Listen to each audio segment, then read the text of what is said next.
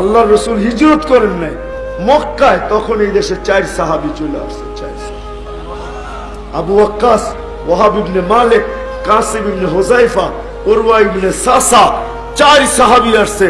এই দেশের মানুষকে আল্লাহ রসুল উপাধি দিছে সাদা সিধা। কি কি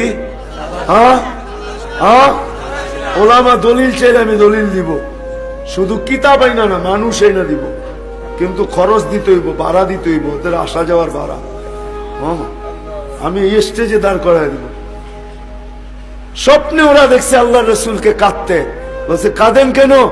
আমার বাংলাদেশের সাদা সিধা উম্মতের জন্য কাঁদি। বাংলাদেশের উম্মত সরল সহজ। এই দেশে ইসলাম যুদ্ধে আসে নাই, সাহাবীদের চেহারা দেখে এই দেশের মানুষ মুসলমান হয়ে গেছে। আল্লাহওয়ালাদেরকে দেখা মুসলমান হয়ে গেছে।